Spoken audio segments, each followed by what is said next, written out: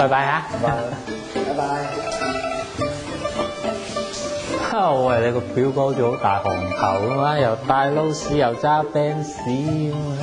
佢阿 Benz 問佢 boss 借嘅，隻撈屎都係問我老豆借嘅啫嘛，佢中大頭鬼嘅啫。大家聽過一個俗語叫做打腫面就充肥佬。嗱，本身咧呢個人就唔係好肥嘅，為咗喺人哋面前顯示佢好似好肥嘅樣，就夾硬就打腫自己塊面，就扮肥佬啦。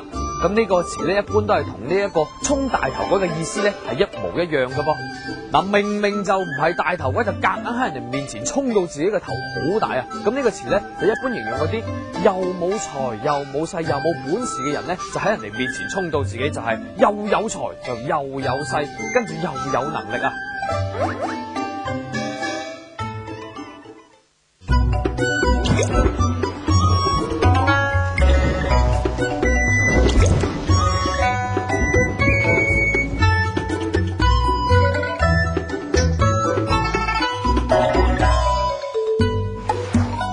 前回講過啲關於衣食嘅講話，未講透。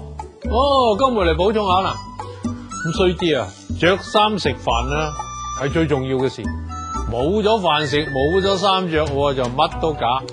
廣府人啦，一向都認為衫唔遮身，食唔飽肚就係命賤，豐衣足食，一世無虧咧就係口福。咁大家都認為啊，呢啲都係要靠前生同埋今世啊收翻嚟噶咁話。咁呢類咁嘅講法咧，固然帶住啲多迷信嘅色彩，但係咧佢嘅核心意義係有益噶。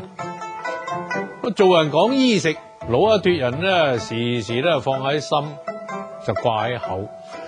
比如話啲餸食唔晒就放落雪櫃啦，要有啲衣食啊咁，語重心長。又譬如話，佢好冇衣食，啲嘢食少少咧就抌咗佢噶咯。咁又係嚴肅嘅批評。係啊，邊個食橙淨係啜啲汁唔食啲肉咁冇衣食噶？老豆，我撲崩門牙食唔到啊！你睇。咁即係話有衣食同冇衣食，講嘅係一種日常生活中間表現出嚟嘅道德風尚。咁回顧一下舊時農耕時代嗰種生活先啦。嗱，你如果有翻啲多農村生活經歷啊，你就知道食碗飯啊係好辛苦先至得翻嚟。插秧、割禾呢啲工啊，都係要從早到晚咁彎住腰嚟做，一日兩日啊，你仲好頂，連續做一頭半個月啊，真係做到成個人都落晒形。咁辛苦得嚟嘅衣食，當然係要珍惜啦。所以舊時啊，不論生活好啲嘅，仲係差啲嘅，都一樣係講衣食嘅。貧苦人家唔將講啦，富裕人家亦都會有咁樣嘅家教，愛惜糧食。我嘅童年呢，仲算係生活喺一個殷實人家，但係我阿嫲係絕對唔准屋企人嗰隻碗黏住啲飯就攞去洗嘅。佢話爬淨晒碗裏邊嗰啲飯，咁先至唔會折墮。咩叫折墮啊？咁明明生活得好地地嘅，突然出現一啲變故，佛教講咧咁係受到報應，廣府人咧就叫做折墮，冇衣食會折墮。你話幾嚴重啊？咁講到咁嚴重啊，無非係叫啲後輩咧重視啲咁解嘅啫。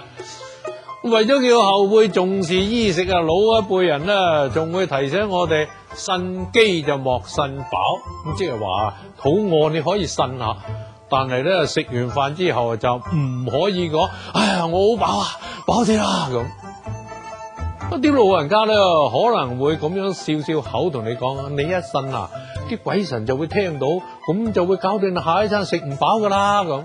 咁講自然係啦，唔係喺度講道理啊。如果講翻啲道理咧，就應該係咁話。